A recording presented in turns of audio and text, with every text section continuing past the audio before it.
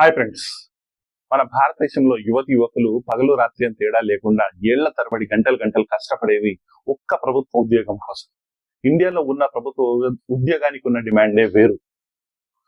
ఉదాహరణకి చెప్పాలంటే ఒక సాఫ్ట్వేర్ ఉద్యోగి నెలకు ₹1,00,000 సంపాదించిన, ఒక బిజినెస్ మ్యాన్ లక్షకు పైగా సంపాదించిన, మనము 30,000-40,000 సంపాదించి గవర్నమెంట్ ఉద్యోగానికి ఇచ్చే వాల్యూవే చాలా ఎక్కువ మన భారతదేశం.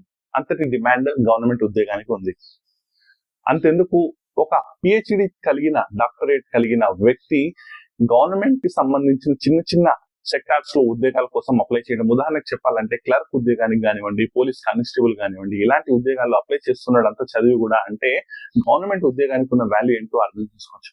అయితే వీళ్ళు ఇంత కష్టపడి రాత్రింబవళ్ళు సంవత్సరాలు గంటల తరబడి కష్టపడి ఎగ్జామ్ కోసం ప్రిపేర్ అయితే ఆ ఎగ్జామే మిస్ మేనేజ్మెంట్ జరిగితే, ఆ ఎగ్జామ్ లో అపకతవకాలు, ఆ ఎగ్జామ్ లో స్కామ్స్ జరిగితే స్టూడెంట్స్ యొక్క పరిస్థితి ఏంటి? అందువల్లనే యావత్ భారతదేశంలో స్టూడెంట్స్, ఆస్పిరెంట్స్ కోపంతో ఊగిపోతున్నారు. ఆ ఎగ్జామ్ ఏంటంటే ఎస్ఎస్సి అనగా స్టాఫ్ సెలక్షన్ కమిషన్. ఈ సంవత్సరం స్టాఫ్ సెలక్షన్ కమిషన్ సంబంధించిన ఎగ్జామ్ జూలై 24 నుంచి ఆగస్టు 1 మధ్య కాలంలో జరిగింది. అయితే ఈ ఎగ్జామ్ స్టార్ట్ జరిగినప్పటి నుంచి కూడా దీని గురించి వ్యతిరేకత వస్తుంది.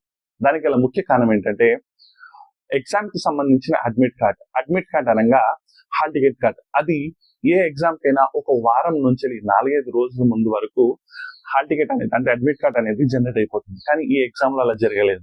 2 రోజుల కంటే కూడా తక్కువ సమయం ఉన్న టైంలో ఈ అడ్మిట్ కార్డ్ అనేది రావడం జరిగింది. సరే, ఎలాగో అలాగా అడ్మిట్ కార్డ్ వచ్చింది. ఎగ్జామ్ కోసం ప్రిపేర్ అయ్యే స్టూడెంట్స్ కి ఇంకొక బాంబ్ పడింది. ఆ బాంబ్ ఏంటంటే, మనం ఏదైనా కాంపిటేటివ్ ఎగ్జామ్ రాసేటప్పుడు మనము సెంటర్స్ ని సెలెక్ట్ చేసుకుంటాం. ఏదైనా 3 places, first preference, second preference, third preference కింద ఆ సెంటర్ ని సెలెక్ట్ చేసుకుంటాం. కానీ అలా జరగలేదు. ఉత్తరప్రదేశ్ లోని కాన్పూర్ వ్యక్తికి కర్ణాటకలో ఎగ్జామ్ సెంటర్ పడింది. రాజస్థాన్ లోని బికానర్ వ్యక్తికి తెలంగాణలో సెంటర్ పడింది.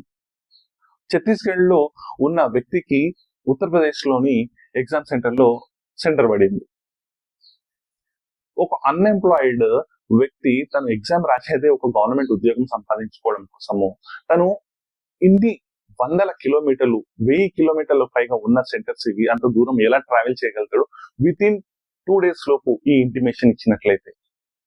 అసలుకే అతను అన్ఎంప్లాయిడ్, తన దగ్గర డబ్బు ఎక్కడిది. సరే, అదే ఏదో చేసి వెళ్దామన్నా తను ట్రైన్ లో వెళ్ళగలుగుతాడు, కానీ అంత ఇమీడియట్ గా ఫ్లైట్ లో వెళ్ళలేడు కదా. ఇది ఒక మేజర్ తప్పిదం జరిగింది SSC staff selection admit cards.